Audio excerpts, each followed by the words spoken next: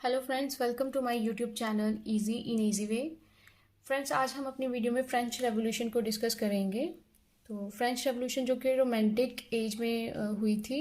इस वीडियो से पहले मैं रोमांटिक एज को कवर कर चुकी हूँ। आज हम फ्रेंच रेवोल्यूशन को पढ़ेंगे।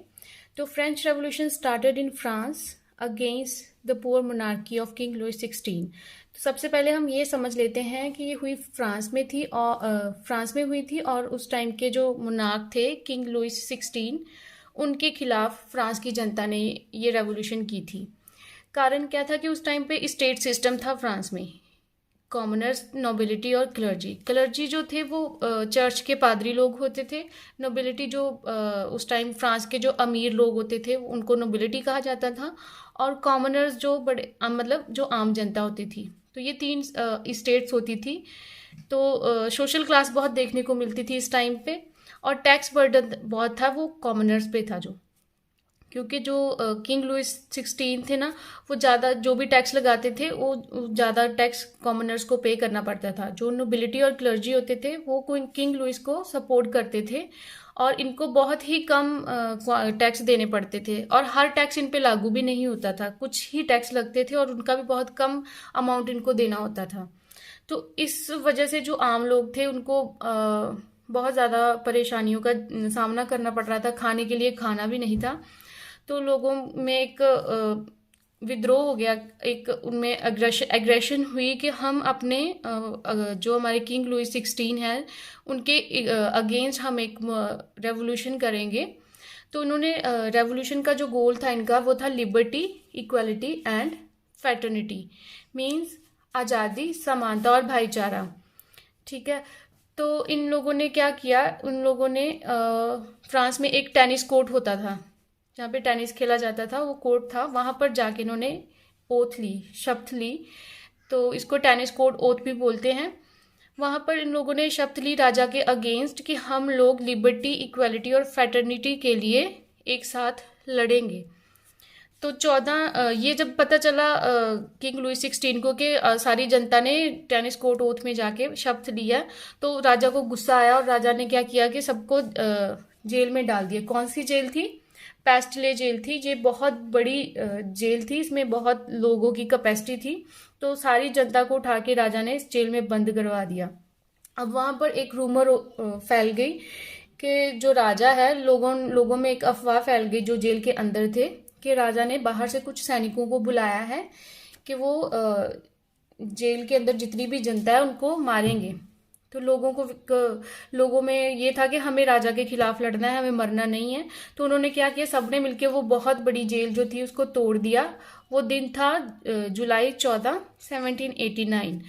इस दिन इन्होंने जेल को तोड़ दिया और इसी दिन को ही फ्रेंच रेवोल्यूशन का स्टार्टिंग डे माना जाता है। ठीक है।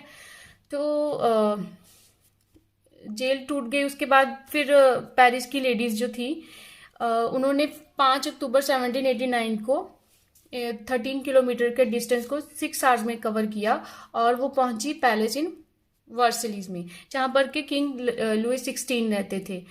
किंग लुई 16 जो थे वो यहाँ पे रहते थे। एक महल था राजा का।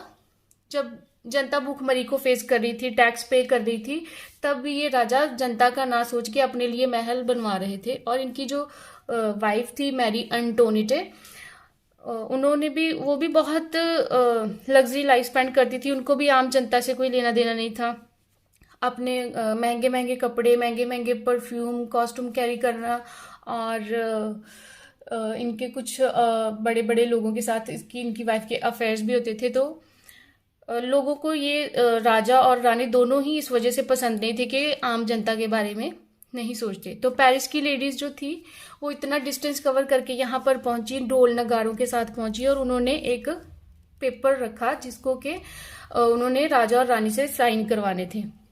तो राजा और रानी दोनों ही मोनार्क किंग लुई 16 और उनकी क्वीन मैरी जो थी वो उन्होंने फिर मजबूरन उस डॉक्यूमेंट पे साइन किए जिसको कि वो फर्स्ट संविधान, कॉन्स्टिट्यूशन बोलते हैं उस टाइम पे। उन्होंने फोर्सफुली जनता ने साइन करवा लिए। अब साइन होने के बाद औरतों में भी एक जोश हुआ कि हम हमारी वजह से इस डॉक्यूमेंट पे साइन हुए हैं, हमें भी इक्वालिटी चाहिए, मर्दों की बराबरता चाहिए। उन्होंने भी नेशनल असेंबली में ये बात रखी। पर इतनी जल्दी उनको ये सब मिला नहीं। फिर उसके बाद 1791 में इलेक्शंस हो गई, क्योंकि अब यहाँ पर राजा और रानी दोनों की पावर फेल हो गई थी, जनता हावी हो गई थी, ना तो नोबिलिटी की चल रही थी ना क्लर्जी की चल रही थी। फिर 1791 में इलेक्शंस हुए और जो मोनार्की थी उसको ख़त्म कर दिया गया फ्रांस में और रिपब्लिक, तब जाके डेमोक्रेसी आई वहाँ पे।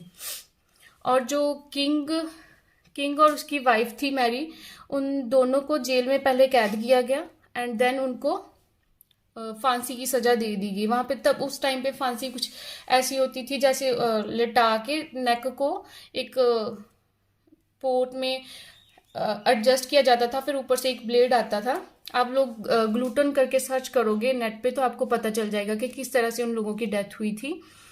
पर अब राजा और रानी की डेथ के बाद भी जो रेवोल्यूशनरी थे, फ्रेंच रेवोल्यूशन के क्रांतिकारी थे, उनका मोटो तो चाहे सेम ही था, जैसे वो लिबर्टी, इक्वालिटी एंड फैटर्निटी के लिए लड़ रहे थे, बट उनमें भी बहुत सारे डिसएग्रीमेंट्स हुए थे। तो यहाँ पर राजा और रानी के मरने के बाद ये मोनार्की ख़त्म नहीं हुई, उसके बाद भी इनमें जो था रेवोल्यूशनरी, उनमें भी झगड़े हुए बहुत सारे।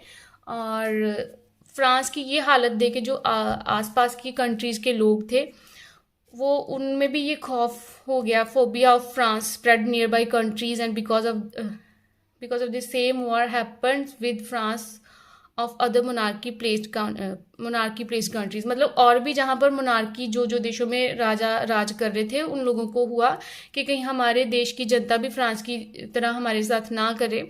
तो उन लोगों, वो देश के राजे जो थे, बड़े बड़े राजा लोग, उन्होंने आपस में मिलकर फिर से फ्रांस में मोनार्की स्टैब्लिश करने की कोशिश की। तो इस दौरान बहुत सारी जो लड़ाइयाँ हुई, क्योंकि ऐसा कहा जाता है कि जो रेवोल्यूशनरी थे, फ्रेंच रेवोल्यूशन के जो क्रांतिकारी थे, उनमें से भी कई लोग जो थे वो मोनार्की को सपोर्ट करते थे, ऐसी अफवाहें थी। तो अफवाह के बेस पे भी बड़े सारे कत्लेआम हुए उस टाइम पे। तो इस सब के बाद 1799 में जनरल नेपोलियन बोनापार्टे जो थे वो आगे, उन्होंने अपने आप को फ्रांस का मोनार्क डिक्लेयर कर दिया और वहाँ पर कई साल तक वहाँ पे राज किया। तो नेपोलियन जो था वो भी एक डिक्टेटरशिप ही था, जैसे कि किंग लुई 16 था, पर उसमें और नेपोलियन में यही फर्क था कि वो एक सेकुलर था, सेकुलर डिक्टेटर था, बिकॉज उसने चर्च को ज़्यादा सपोर्ट नहीं किया। Church was not superior in his tenure, क्योंकि जो किंग लुई 16 था वो क्लर्जीज को बहुत सपोर्ट करता था, क्योंकि क्लर्जी किंग को बहुत सपोर्ट करते थे। बट नेपोलियन जो थे उन्होंने ऐसा नहीं किया। तो इस सब को देख के बेशक हमें ये लगता होगा कि फ्रेंच रेवोल्यूशन इतनी सक्सेसफुल नहीं रही, पर उसका जो इम्पैक्ट है वो आज तक, जैसा वो उसका जो स्लोगन था लिबर्टी, इक्वालिटी एंड फ्रेटर्निटी का, वो आज तक मतलब लोग बहुत सारी कंट्रीज़ के उसमें कॉन्स्टिट्यूशन में देखने को मिलता है। जैसे इंडियन कॉन्स्टिट्यूशन की प्रीएम्बल में भी हमें ये तीनों words liberty, equality and fraternity, ये तीनों देखने को मिलेंगे। तो ये थी फ्रेंच रेवोल्यूशन।